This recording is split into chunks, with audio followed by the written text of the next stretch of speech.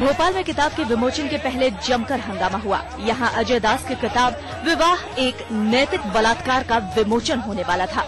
किताब के विमोचन के लिए मटुकनाथ और जूली को बुलाया गया था। संस्कृति बचाओ मंच के कार्यकर्ताओं ने पुलिस की मौजूदगी में किताब के लेखक अजय दास की जमकर पिटाई कर दी और उन पर कालिख भी फेंकी। जूली और मटुकनाथ ने इस घटना की निंदा की। विश्व हिंदू परिषद वाले लोग देश को डुबाना चाहते हैं, नरक में ले जाना चाहते हैं। आपत्ति है तो सही ढंग से विचार व्यक्त करें। वो संस्था बनाई हुई है उन्होंने, तो विद्वान लोग हैं, पढ़े लिखे लोग हैं, पढ़े लिखे के ढंग से बर्ताव करें। किताब को लेकर विश्व हिंदू परिषद ने पुलिस में शिकायत दर्ज कराई है। इस घटना से इतना तो साफ है कि बीजेपी के राज में तमाम भगवा संगठन अपना एजेंडा लागू करने में जुट गए हैं, फिर चाहे इसके लिए कानून को भी हाथ में क्यों न लेना पड़े। कैमरामैन इरशाद खान के साथ दीप्ति, भोपाल, आज तक। मुंबई लापरवाही और अनदेखी के आरोप झेल रहे ज्वाइंट कमिश्नर राकेश मारिया ने इस्तीफे की पेशकश कर दी है। हालांकि गृह मंत्री आर पाटिल इससे इनकार कर रहे हैं। उनका कोई भी लेटर मुझ तक नहीं आया, आने के बाद मैं देखूंगा। ज्वाइंट कमिश्नर राकेश मारिया की गृह मंत्री आर पाटिल को लगाई गई गुहार से ही ये साफ हो जाता है कि इस पूरे विवाद पर से पर्दा उठाने के लिए पिछले 1 साल में राज्य सरकार ने कुछ भी नहीं किया। क्योंकि अगर राज्य सरकार ने कुछ किया होता तो शायद अशोक कामटे की पत्नी विनीता कामटे को एक किताब लिखने की जरूरत नहीं पड़ती। मुद्दा गरमाया है शहीद एडिशनल सीपी अशोक कामटे की पत्नी विनीता कामटे की किताब द लास्ट बुलेट छपने के बाद। जो इन्फॉर्मेशन हमको मुंबई पुलिस से मिली है उसके आधार पे हमने किताब की है, पर अभी मैं टीवी चैनल पे देख रही हूँ कि अभी बोल रहे कि पार्शियल इन्फॉर्मेशन ही दी है। It is a big offence if they have given us only partial information. फिलहाल राकेश मारिया महीने भर की छुट्टी पर जा रहे हैं। पुणे से पंकज खेलकर के साथ आर्य चंद्रा, मुंबई, आज तक। कोर्ट की फटकार और कानून की तलवार से आतंकवादी कसाब के वकील अब्बास काजमी के होश ठिकाने आ गए।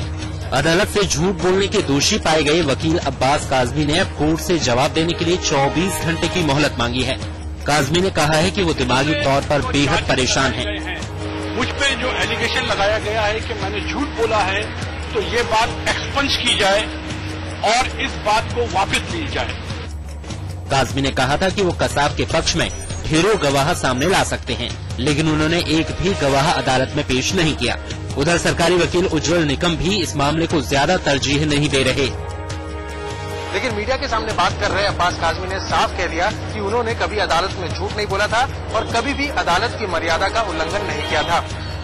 सवाल ये कि अगर उनकी कोई गलती नहीं थी तो उन्होंने माफी किस बात की मांगी।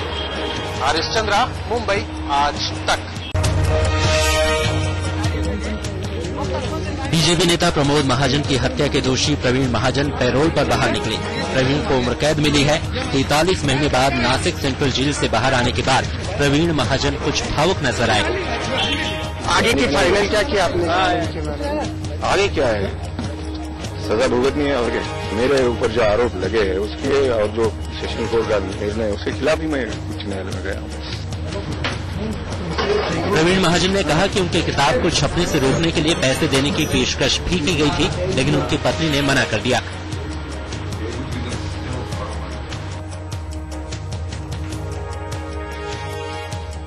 प्रवीण ने एक बार फिर अपने ऊपर लगे आरोपों से इनकार किया। जेल से निकलने के बाद प्रवीण एक कैदी के घर वालों से मिलने उसके घर गए। प्रवीण ठाकरे, नासिक, आज तक।